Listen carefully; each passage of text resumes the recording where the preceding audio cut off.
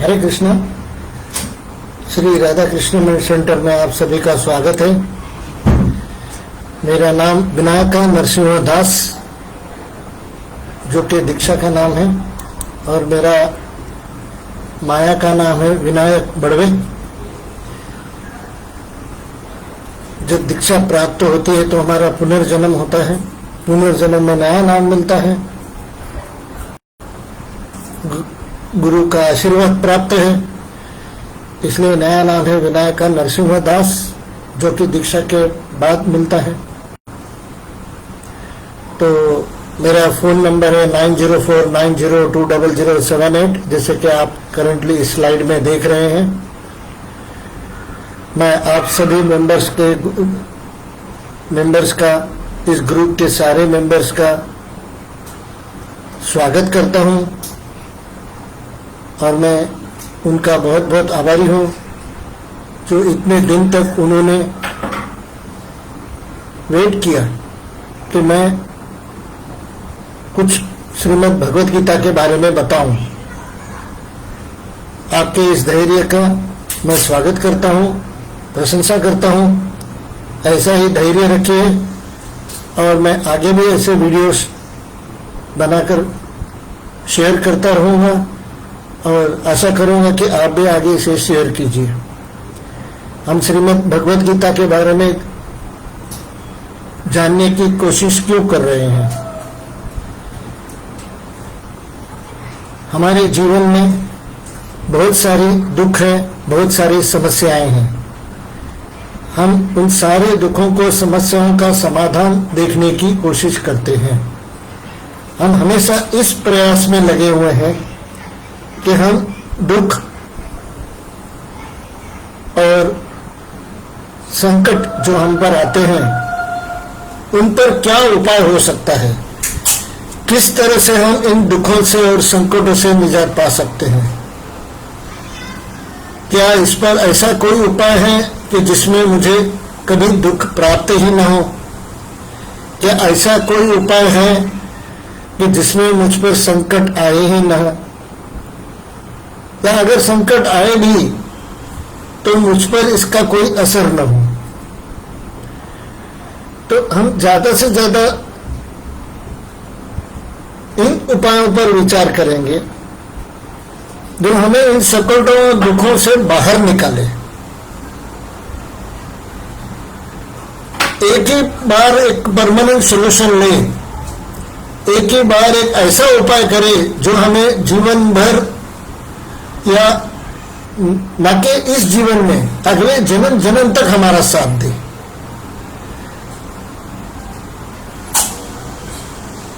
तो यही जानने के लिए हम श्रीमद् भगवद गीता को समझने की कोशिश करते हैं। हमारे कुछ इच्छाएं हैं, आकांक्षाएं हैं, हमारे जीवन का कुछ उद्देश्य है।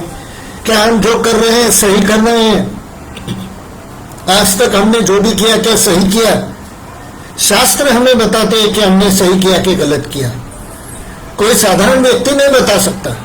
जो दूसरा इंसान, मेरी तरह इंसान ही है, वो कैसे बता सकता है कि सही किया है कि गलत किया है? मगर श्री भगवान कृष्ण के निर्देश में, या भगवान कृष्ण जो भगवद गीता में बताते हैं क्या सही है क्या गलत है, क्या हमारा आचरण उस भगवद गीता के समान है, अनुसरण किया हुआ है हमने भगवद गीता का? और हमारे हम पर बहुत कृपा रही है श्रील प्रभुपाद जी की, जो भगवद गीता भगवान कृष्ण ने संस्कृत में बताई थी, उन्होंने इंग्लिश और हिंदी जैसे अन्य अनेक भाषाओं में इस भगवद गीता का अनुवाद किया है। Bhagavad Gita as it is in English, उसका कहने का मतलब क्या है कि जैसे भगवान ने बताई है वैसे मैंने इस पुस्तक में दिया है। यथारूप, जैसे भगवान ने बताई है यथारूप मैंने इसमें दिया है। जैसी आए तैसी मराठी में जैसे भगवान ने बताई है वैसे मैंने बताया है। तो हमारा जो भगवद गीता का ये संस्करण है, that is not a mental speculation. वो हमने जो सोचा वही लिखा, ऐसा नहीं है। भगवान ने जो बताया है उसे साधारण शब्दों में, सामान्य शब्दों में प्रस्तुत किया है। ऐसे हमारे श्रील प्रभुपाद जी ने भगवद गीता का संस्करण निकाला है। इस भगवद गीता में अनुवाद भी है, तात्पर्य भी है, मैं चाहता हूं आप एक भगवत गीता लें और इसे पढ़ें।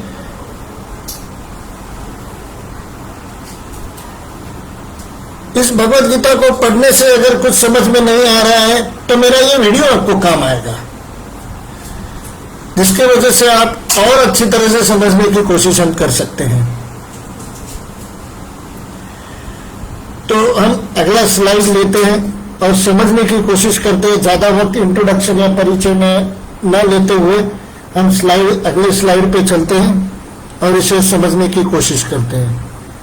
पहले हम श्रील प्रभुपाद जी और हमारे जो गुरु परंपरा है उस गुरु परंपरा को नमस्कार करते हुए, साष्टांग दंडवत प्रणाम करते हुए हम कुछ श्लोकों का उच्चारण करेंगे, प्रणाम करेंगे और उसके बाद हम इस भगवत गीता के वीडियो की शुरुआत करेंगे। ज्ञानतिमिरान्धस्य ज्ञानाञ्जनशलाकया चक्षुरुन्मीलितं येन तस्मै श्रीगुरवे नमः। श्रीचैतन्यमनोभीष्टं स्थापितं येन भूतले स्वयं रूप कदा मह्यं ददाति स्वपदान्तिकम्। हे कृष्ण करुणा सिन्धु दीनबन्धु जगत्पते गोपेश गोपिका कांत राधा कांत नमोस्तुते। तप्त कांचन गौरांगी राधे वृंदावनेश्वरी वृषभानुसुते देवी प्रणमामि हरिप्रिये। वाञ्छाकल्पतरुभ्यश्च कृपा सिन्धुभ्येव च पतितानां पावनेभ्यो वैष्णवेभ्यो नमो नमः। जय श्री कृष्ण चैतन्य प्रभु नित्यानंद श्री अद्वैत गदाधर श्रीवासादि गौर भक्त वृंद। हरे कृष्ण कृष्ण कृष्ण हरे हरे, हरे राम राम राम हरे हरे। हम श्रीमद् प्रभुपाद जी का प्रणाम मंत्र बोलेंगे। नमो विष्णुपादाय कृष्ण प्रेष्ठाय भूतले श्रीमते भक्ति वेदांत स्वामिन इति नामिने। नमस्ते सरस्वते देवे गौरवाणी प्रचारिणे निर्विशेष शून्यवादी पाश्चात्य देश तारिणे। हरे कृष्ण कृष्ण कृष्ण हरे हरे, हरे राम राम राम हरे हरे। हरे कृष्ण। तो हम इस भगवत गीता के माध्यम से समझने की कोशिश करेंगे कि हमारे दुखों पर, संकटों पर, समस्याओं पर हम क्या उपाय कर सकते हैं। कुछ इसका ठोस उपाय है, जैसे कि कभी कभी कोर्ट में, न्यायालय में आर्गुमेंट होता है, आपके पास कोई ठोस सबूत है क्या? वैसे हमें ऐसा उपाय, कोई ठोस उपाय चाहिए। हमने बहुत सारे उपाय किए हैं, हम देखते हैं वो क्या क्या उपाय है। हरे कृष्ण। अगले स्लाइड में हम परिचय करेंगे श्रीमद् भगवत गीता के बारे में। पहले हम श्रीमद् भगवत गीता को, पुस्तक को जानने की या ग्रंथ को जानने की कोशिश करेंगे कि श्रीमद् भगवत गीता ग्रंथ धार्मिक है क्या आध्यात्मिक।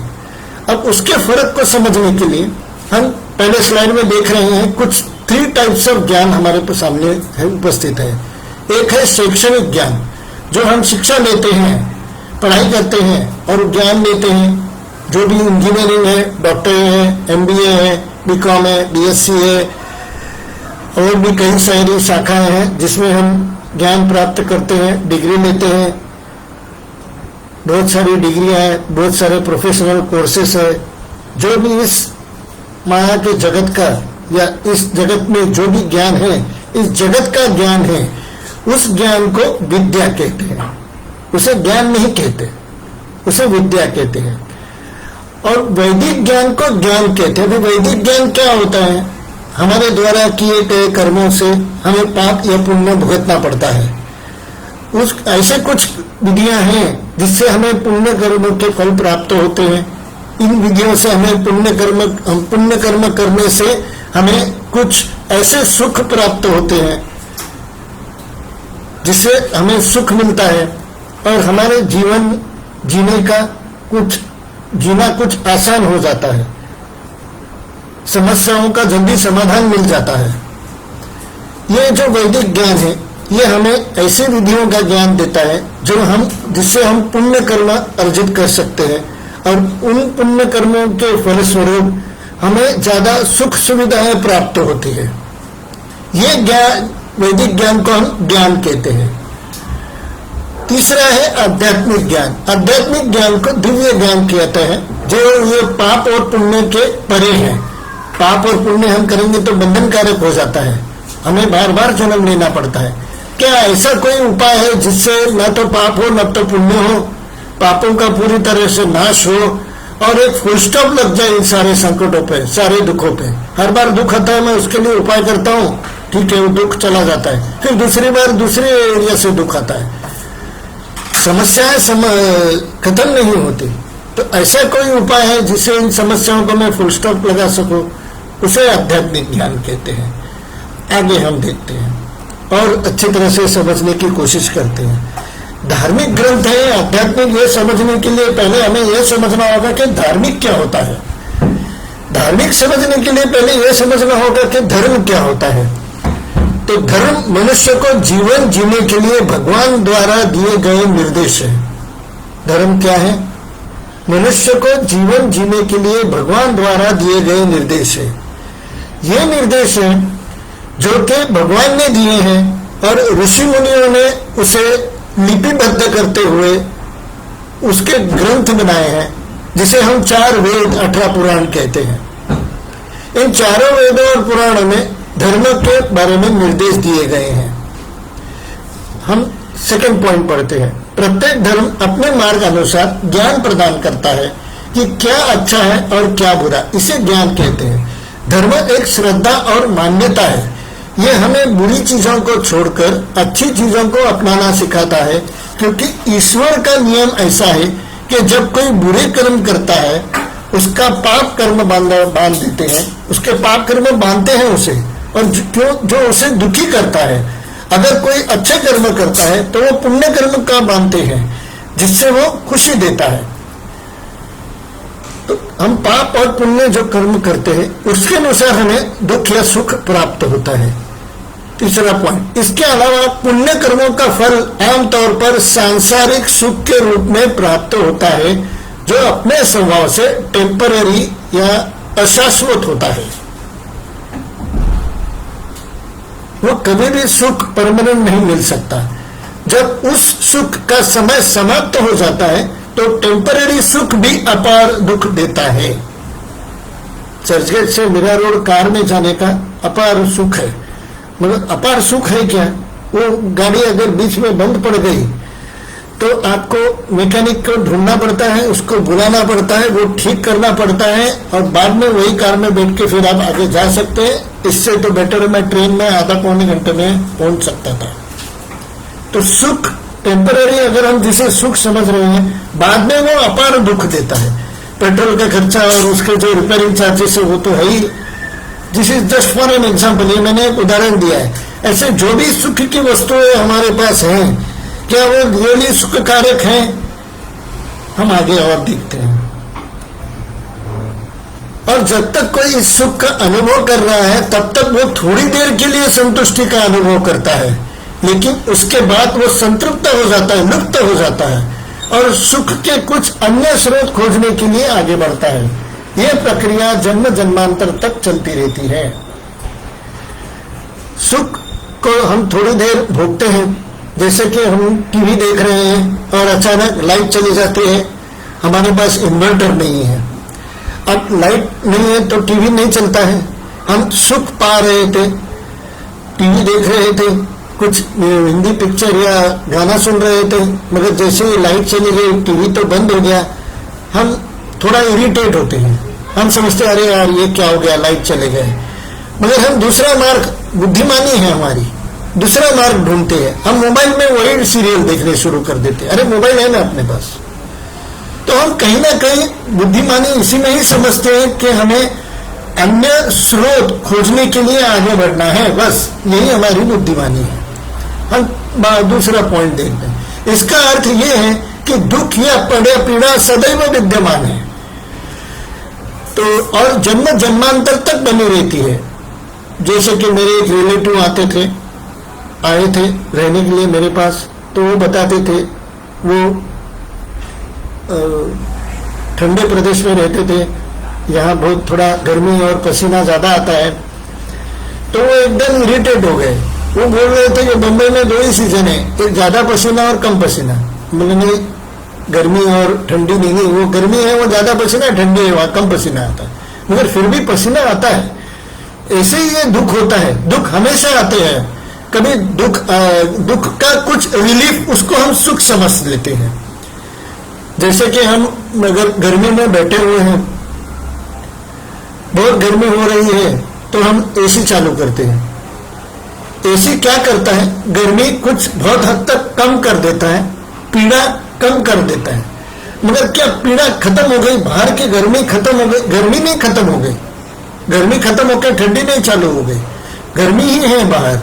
मगर हम थोड़ी देर के लिए सुख में जी रहे हैं, क्योंकि हम एसी को यूज कर रहे हैं। हमारे दुख में थोड़ा रिलीफ मिलता है। वो रिलीफ भी वेरी कॉस्टली होता है, क्योंकि उसको हमको बिल भरना पड़ता है। वो सुख जो हम समझते हैं, नया स्रोत मैंने खोजा है सुख का, वो सुख भी कभी कभी अपार दुख देता है। बिल भरना पड़ता है, रिपेयर करना पड़ता है, बहुत सारे उसमें कठिनाइयां हमें मिलती है एक एसी की वजह से। तो ये हमने देखना चाहिए कि दुख सदैव है। एसी लो तो भी दुख है, नहीं लो तो भी दुख है। एसी लो तो बिल भरने का दुख है, नहीं लो तो गर्मी होती है। दुख या पीड़ा सदैव विद्यमान है, और ये पीड़ा जन्म जन्मांतर तक बनी रहेगी। हम अगला स्लाइड देखते हैं। तो दुख क्या है? हमें जो दुख होता है, हमारे ऊपर जो संकट आते हैं, इस पर हमको अगर उपाय ढूंढना है, तो पहले हमको दुख पर रिसर्च करना चाहिए। लोग हमेशा सुख पर रिसर्च करते हैं, मुझे सुख क्यों नहीं मिल रहा है। मगर सुख तो हमने देखा है टेम्पररी रिलीफ है। जैसे कि अगर मैं सीढ़ियों से 4 माला चढ़ के जाऊं तो मुझे दुख होगा, मगर मैं लिफ्ट में जाऊं तो सुख होगा। सुख है क्या? क्या लिफ्ट में खड़े रहने से पांव नहीं दुखते? क्या चलने से ज्यादा पांव दुखते हैं, 4 माला चढ़ने से ज्यादा पांव दुखते हैं, मगर खड़े रहने से कम दुखते हैं। तो ज्यादा दुख कम दुख 2 ही सीजन है हमारे जीवन में, 2 ही चीजें हैं, ज्यादा दुख कम दुख। तो वो कम दुख को हम सुख समझकर उसमें आनंद मान लेते हैं। पहले हम ये करते हैं, दुख के बारे में रिसर्च करते हैं। दुख यानी ताप। ताप संख्या शास्त्र के अनुसार दुख 3 प्रकार के हैं। नाम है दुख के। एक होता है आध्यात्मिक दुख, ये दुख का नाम है। रोग व्याधि आदि शारीरिक दुख, और क्रोध लोभ आदि मानसिक दुख, ये दुख है जो मुझे खुद को अपनी वजह से आ रहे हैं, अपने शरीर की वजह से आ रहे हैं, मन की वजह से आ रहे हैं, उसे आध्यात्मिक दुख कहते हैं। दूसरा है अधिदैविक दुख, जो देवताओं अर्थात प्राकृतिक शक्तियों के द्वारा पहुंचता है, जैसे आंधी, वर्षा, वज्रपात, शीत, ताप इत्यादि। ये प्राकृतिक शक्तियां भी हमें दुख देती हैं। कहीं बाढ़ आती है तो कहीं किसान बोलता है कि सूखा पड़ा है, यहाँ सूखा है, कहीं बाढ़ है तो कहीं सूखा है। ये इन दुखों को आधिदैविक दुख कहते हैं। कहीं भूकंप आता है, हमारे बहुत लोगों के घर चले जाते हैं, ये आधिदैविक दुख है। आध्यात्मिक दुख जो हमने कोरोना काल में देखा था, शारीरिक दुख, वो आध्यात्मिक दुख है। अगली स्लाइड लेते हैं। 3 प्रकार में से तीसरा प्रकार है आधिभौतिक दुख। वो दुख वो है जो स्थावर या जंगम यानी मनुष्य, पशु, पक्षी, सांप, मच्छर आदि जीवों के द्वारा जो दुख पहुंचता है, उसे आधिभौतिक दुख कहते हैं। ये जीवों के द्वारा कोई अगर मनुष्य भी हमें दुख दे रहा है, कोई मनुष्य हमारा अपमान कर रहा है, कुछ हमें गलत सलत बातें बोलता है, या कुछ हमें कष्ट दे रहा है, तो इसकी वजह से भी जो दुख हो रहा है उसे आधिभौतिक दुख कहते हैं। कोई कुत्ता काट रहा है, कोई पक्षी हमको दुख दे रहा है, कोई ज्यादा आवाज कर रहा है, कोई सांप हमको काटता है तो जहर फैल जाता है, मच्छर हमको काटते हैं तो हमको उससे भी दुख होता है। वो सारे दुखों को आधिभौतिक दुख कहा गया है। ये 3 प्रकार के दुख है जो हमें जीवन के अंदर विद इन द लाइफ हमको भुगतने पड़ते हैं, मगर आफ्टर द लाइफ ऑल्सो भी दुख भुगतने पड़ते हैं। दीज आर सेमी दुख्स। वो जो मेन दुख है वो क्या दुख है? वो 4 प्रकार के दुख है जो कर्म बंधन की वजह से हुए दुख भी भुगतने पड़ते हैं, और ये 4 प्रकार के मेन दुख हमें भुगतने पड़ते हैं। वो है जन्म, मृत्यु, जरा और व्याधि। ये 4 प्रकार के मेन दुख हमें भुगतने पड़ते हैं। अब इससे होता क्या है, जन्म क्या होता है, हमारे जन्म के वक्त माँ के गर्भ में जो हमको दुख मिलता है वो बहुत ही कठिन दुख होता है। हमें पता नहीं होता क्योंकि हम उसको भूल जाते हैं। माँ के घर में बच्चा उल्टा लटकाया जाता है और ऐसे सिकुड़ के सोया हुआ होता है। अगर माँ ने कुछ तीखा खा लिया तो जो एसिड पैदा होता है वो एसिड से हमारी जलन होती है। अंदर हमें माँ के गर्भ में मलमूत्र होता है, उस मलमूत्र की वजह मलमूत्र में हम पड़े हुए रहते हैं और उसमें हमको वो सब सहना पड़ता है। ये हो गया गर्भ के वक्त जब हम माँ के पेट में रहते हैं। जब मृत्यु होता है तब 1000 बिच्छू के काटने जितना दुख होता है। जब मृत्यु होता है तो 1000 बिच्छू के काट जितना 1000 बिच्छू जो एक साथ अगर हमको काटे तो जितना दुख होगा उतना दुख मृत्यु में होता है। क्यों? क्योंकि हम नहीं चाहते कि हम शरीर को छोड़े।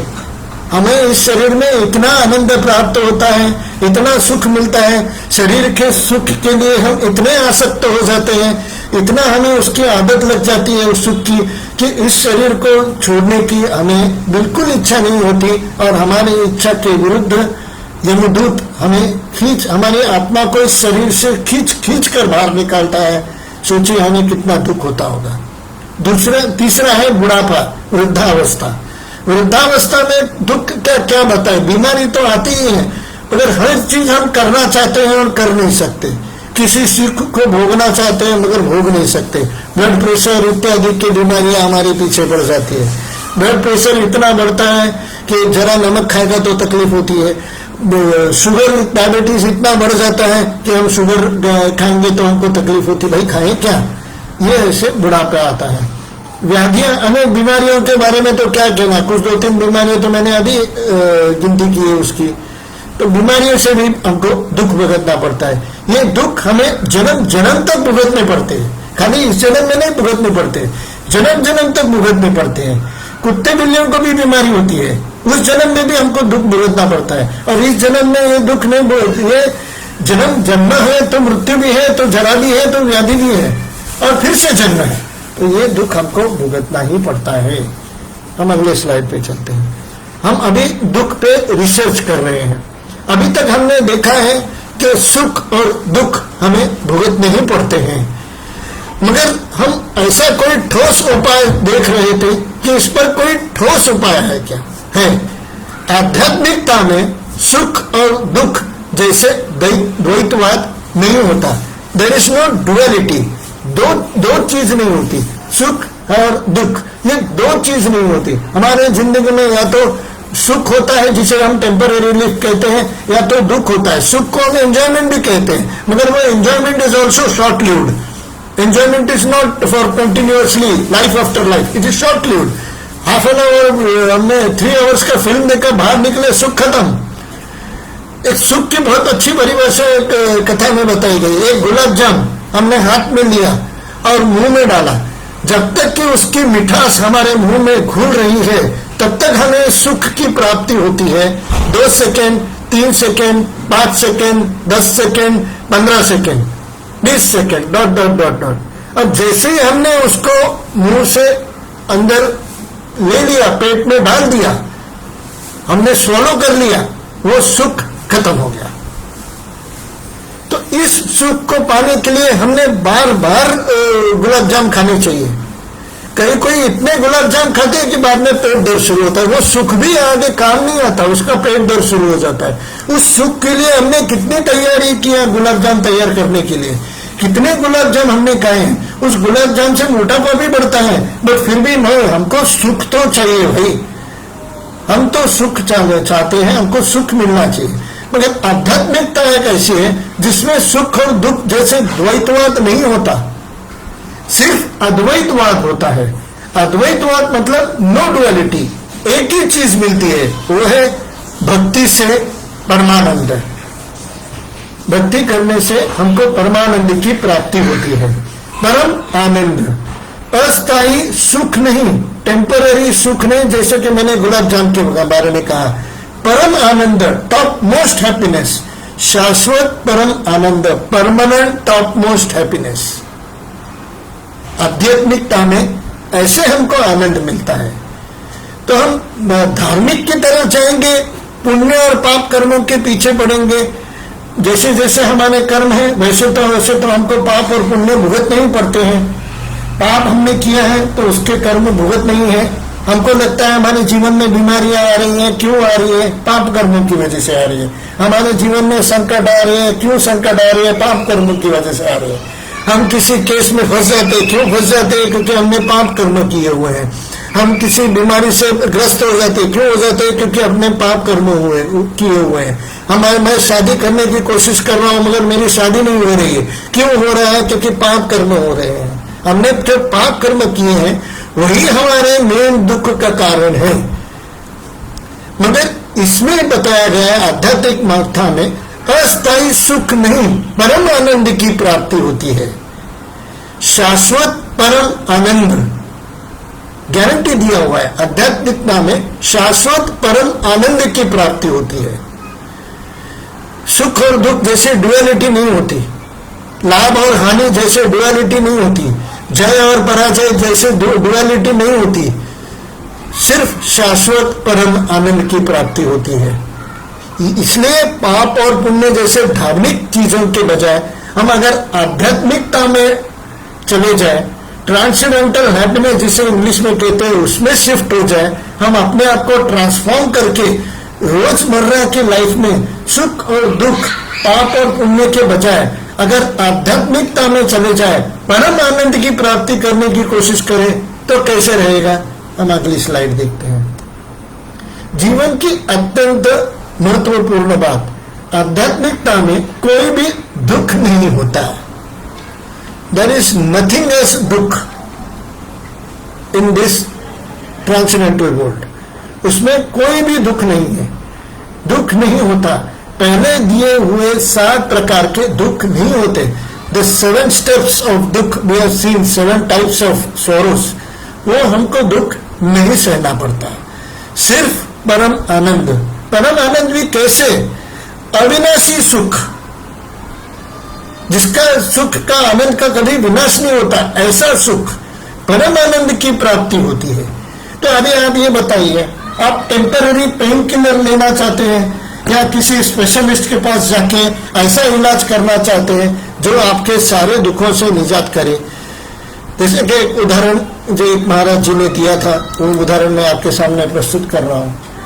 पाँव में दर्द हो रहा था, पाँव के एंकल में, पाँव के नीचे जो एंकल होता है उसमें दर्द हो रहा था। जो एक हड्डी रहती है जो थोड़ी आगे हुई रहती है, जो हमारे पाँव में रहती है, उससे बहुत दर्द हो रहा था। पाँव को बहुत दुख रहे थे, बहुत दुख रहे थे पाँव, पता नहीं क्यों दुख रहा था।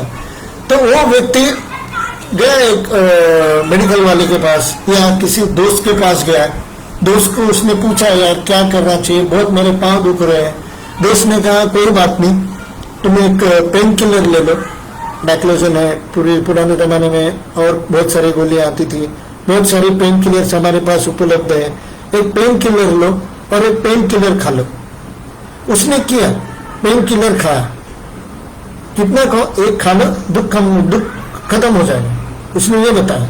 ठीक है, वो व्यक्ति ने एक पेन किलर खाया, दुख कम हुआ तो चला ही गया, पता ही नहीं चल रहा था कि दुख हो रहा है, क्योंकि वो माइंड का स्टेशन बंद कर देता है दुख का, तो पता ही नहीं चल रहा था कि दुख हो रहा है। अब इसमें हम ये समझ लेंगे दुख तो हो रहा है मगर हमें पता नहीं चलता कि दुख हो रहा है। पेन किलर खाया, ठीक है, 12 घंटे 18 घंटे गए, उसके बाद उसको फिर से दुख होने लगा।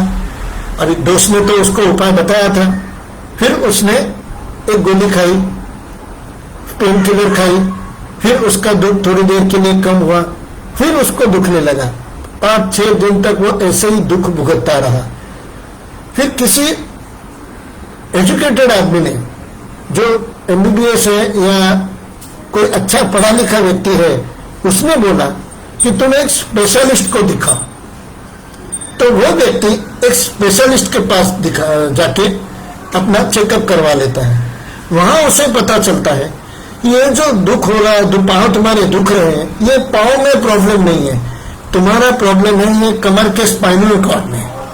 ये स्पाइनल कॉर्ड में प्रॉब्लम होने की वजह से बॉडी बराबर बैलेंस नहीं होती, सारा प्रेशर एक पाँव पर आता है और इसके लिए तुम्हारे पाँव दुखते हैं। मैं फिर से दोहराता हूँ, स्पेशलिस्ट ने कहा, क्या कहा, तुम्हारे स्पाइनल कॉर्ड में प्रॉब्लम है, तुम्हारे स्पाइनल कॉर्ड में डिस्प्लेसमेंट थोड़ा हुआ है, इसके वजह से तुम्हारा सारा बैलेंस एक पाँव पर आता है, और सारा बैलेंस एक पाँव पर आने की वजह से तुम्हें वो दुखता है। प्रॉब्लम तुम्हारे पाँव में नहीं है, तुम्हारे स्पाइनल कॉर्ड में है। तो प्रॉब्लम कहाँ है, यही हमारे समझ में आने के लिए हमें एक जीवन के स्पेशलिस्ट की जरूरत है, और वो स्पेशलिस्ट है हमारी श्रीमद् भगवद गीता। उस भगवद गीता से हमें पता चलेगा कि जीवन में दुख आते ही हैं, क्या है, क्यों आते हैं, और उस दुख पर उपाय क्या है। और ये उपाय अगर हमको मालूम पड़े तो हमको पता चलेगा, मगर इसके लिए हमें आध्यात्मिकता की ओर जाना पड़ेगा। तो हमें पता ही है कि धर्म के अनुसार कार्य करना चाहिए। क्या धर्म is like a pain killer, थोड़ी देर के लिए आपको सुख देगा, मगर आध्यात्मिकता आपका पूरा रोग ही खत्म कर देगा, समूल रोग ही नष्ट कर देगा, जिसके वजह से आपको at least for limited time period ही क्यों ना हो, 10 साल 20 साल, मगर ये रीजन के वजह से तो आपको पाँव नहीं दुखेंगे। तो कुछ ऐसा चाहिए, एक कंफर्म उपाय चाहिए एक स्पेशलिस्ट के द्वारा, जिसकी वजह से हमको दुख के जो रीजन है, जो मेन अंडरस्टैंडिंग, हमको दुख का जो डायग्नोसिस है वो बराबर तरह से हो और उस पर हम सही उपचार करें। तो ये चीज हमें सिर्फ आध्यात्मिकता में मिल सकती है, और ये धर्म चाहिए क्या, आध्यात्मिकता चाहिए। तो मैं एक आपको खुश खबर देने वाला हूं। इस खुश खबर के बाद हम इस लेक्चर को यहीं समाप्त करेंगे। हम ये फर्स्ट लेक्चर है, मैं ज्यादा डिटेल में नहीं ले रहा हूं। आप अगर मेरे समक्ष अगर ज्वाइन करते हैं या कि ऑफलाइन मेरे यहाँ आके सीखते हैं, इस राधा कृष्ण सेंटर में आकर स्वयं आकर अगर हम पर्सनली सीखते हैं, या तो उसमें, या तो हम ऑनलाइन पर्सनल टच में रहते हैं, दोनों ही उपायों से अगर हम एक दूसरे के टच में आ जाए तो मैं इसे और डिटेल में आपको समझा सकता हूं। फिलहाल हम इतना समझने की कोशिश करते हैं कि हम आध्यात्मिक का नॉलेज हमें कहां से मिलेगा, आध्यात्मिक नॉलेज हमें कहां से प्राप्त होगा। तो एक ब्रेकिंग न्यूज दे रहा हूं मैं आपको, आनंद की बात दे रहा हूं, एक ऐसी चीज दे रहा हूं जो आध्यात्मिकता से ज्ञान, आध्यात्मिक ज्ञान से भरा हुआ है। उस आध्यात्मिक ज्ञान जिसमें दुख की कोई शंका ही नहीं है, ऐसे आध्यात्मिक ज्ञान के बारे में हमको जो बताएगा उसे ब्रेकिंग न्यूज श्रीमद् भगवद गीता एक आध्यात्मिक ग्रंथ है। Where there is no duality, पाप और पुण्य जैसे चीज नहीं होते, सुख दुख जैसे नहीं होता, जय पराजय जैसे नहीं होता, और लाभ या हानि जैसे नहीं होता, सिर्फ शाश्वत परम आनंद, परमानेंट टॉप मोस्ट हैप्पीनेस। ये आपको श्रीमद् भगवद गीता समझकर ही आपको इसमें से उपाय प्राप्त होंगे। और क्योंकि ब्रेकिंग न्यूज यही है क्योंकि श्रीमद् भगवद गीता एक आध्यात्मिक ग्रंथ है। इस आध्यात्मिक ग्रंथ से ही आपको यह आध्यात्मिक ज्ञान प्राप्त हो सकता है। और इसी से हम इस लेक्चर को समाप्त करते हैं, इसी आशा में कि आप श्रीमद् भगवद गीता से जुड़े रहेंगे, ज्यादा से ज्यादा लोग इसे समझने की कोशिश करेंगे। मैं अगर चाहूं एक इंसानियत के नाते कि मैं किसी की हेल्प करूं, तो जैसे कि हमने देखा है कि सुख एकदम टेम्पररी है। किसी को अगर मैं 1000 रुपया दान में दूं तो क्या दान दूं, कितने दिन उसको, कितने दिन क्या कह रहा हूं, कितने समय तक 1000 रुपया उसके खिस्से में रहने वाला है, 1 दिन 2 दिन 3 दिन, कितने तक वो सुख प्राप्त कर सकता है 1000 रुपए से। 10,000 भी दूं तो भी कितने दिन, 2 दिन के बजाय 5 दिन। क्या करूं और इंसानियत के नाते किसको क्या हेल्प करूं, किसकी क्या मदद करूं। किसी को में बीमारी है तो हॉस्पिटल में पहुंचाने का मैं मदद करने को जरूर तैयार हूं, मगर वो हॉस्पिटल में से ठीक होने के बाद जब अगर घर आ गया तो क्या फिर से उसके कोई बीमारी नहीं आ सकती। तो कोई शाश्वत उपाय दूं। इतने लोग फेसबुक में वीडियोस डाल के मोटिवेशनल स्पीच दे रहे हैं, इतने लोग फेसबुक में वीडियोस डाल के अनेक प्रोडक्ट्स का एडवर्टाइजमेंट कर रहे हैं, तो क्यों ना मैं ऐसी बात बताऊं जिससे हम सामान्य जनता या सामान्य जन इस दुख से, इन संकटों से कोई ऐसा उपाय ढूंढे जिससे हमें परम आनंद की प्राप्ति हो। जैसे कि रामायण में एक गिलहरी ने वानर सेना को हेल्प की थी, वैसे ही अगर मैं क्या उपाय कर सकता हूँ, क्या आपको कुछ उपाय बता सकता हूँ। मेरा ये छोटा सा प्रयास है कि मैं आपको वो ज्ञान दूं जो इस दुख से हमको बाहर निकाले। इस सारे कौन से प्रकार के दुख, आदि दैविक, आदि भौतिक और आध्यात्मिक दुख जो हम इस जीवन में भोगते हैं, और इस जीवन के बाद भी जन्म, मृत्यु, जरा, व्याधि, मैंने ये इसको डिफरेंट टाइप्स में बांटा है, but that doesn't mean these are only 7। I have given different types. ये सारे अलग अलग प्रकार मैंने बताए हैं। दुख तो कितने प्रकार से हमको दुख भुगतने पड़ते हैं। मैं तो कितना, अगर मैं दुख की गिनती करूं तो मुझे पूरा जन्म चला जाएगा, फिर भी दुख की गिनती नहीं होगी। इतने प्रकार से लोग दुख भोग रहे हैं, मगर मैंने उनको ग्रुप किए हैं, जो कि मैं आगे बताऊंगा ये कौन से शास्त्र में बताया गया है। शास्त्रों के रेफरेंसेस भी दूंगा, कि हर एक श्लोक का विवरण भी करूंगा। और असीम कृपा है हमारे श्रील प्रभुपाद जी की कि उन्होंने इस पुस्तक में, इस ग्रंथ में इतनी अच्छी तरह से समझाया है। कोई और क्या प्रवचन किससे सुनेगा? श्रील प्रभुपाद जी के प्रवचन ही उसमें दिए गए हैं उस ग्रंथ में। ये और सारे आध्यात्मिक प्रवचन है। आपको सारे आध्यात्मिक बातें श्रीमद् भगवद गीता में समझाई गई है, और आपको इससे ज्यादा क्या चाहिए? इतना कहकर मैं आज के इस लेक्चर को समाप्त करता हूं। हम अगले इस लेक्चर में इसके बारे में और समझने की कोशिश करते हैं। भगवद गीता के हर एक श्लोक के बारे में भी समझने की कोशिश करते हैं। ये मैं अभी भी कह रहा हूं, ये डिटेल में नहीं है, ये जस्ट आपको एक प्रीव्यू दिया गया है। जब आप मुझसे पर्सनल जुड़ेंगे तब ही मैं आपको इस डिटेल में और सारे उदाहरण देकर समझा सकता हूँ, डिटेल में समझा सकता हूँ, उसमें और ज्ञान दे सकता हूँ। मेरा यही कहना है, कृपया आप मुझसे जुड़े रहिए। श्री राधा कृष्ण सेंटर मेरा फोन नंबर है 9049020078। आपको भी कोई भी कठिनाई आई हो, आप मुझे इस नंबर पे कांटेक्ट कर सकते हैं। तो अपॉइंटमेंट लेके आए, कुछ ज्यादा संकट है तो आप मेरे पास आ सकते हैं। मैं उसको भगवद गीता को आपको समझा के आपको बता सकता हूँ कि इस दुखों और संकटों पर उपाय क्या है। आप हर एक व्यक्ति किसी न किसी के पास जाके आप उपाय ढूंढते हैं। हम वो क्यों नहीं उपाय ढूंढते हैं जो स्वयं भगवान कृष्ण ने बताए हुए हैं? ये श्रीमद् भगवद गीता किसी व्यक्ति ने नहीं बताई हुई, स्वयं भगवान कृष्ण ने बताए हुए। श्रील प्रभुपाद जी ने तो उसे अनुवाद किया है, मगर बताया किसने है? भगवान कृष्ण ने बताए हुए भगवद गीता।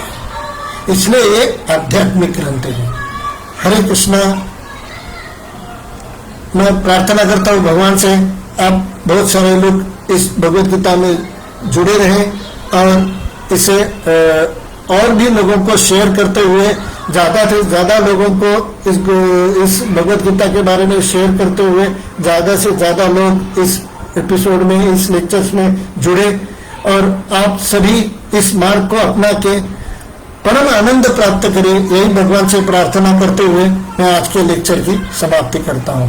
हरे कृष्ण कृष्ण कृष्ण हरे हरे, हरे राम राम राम हरे हरे।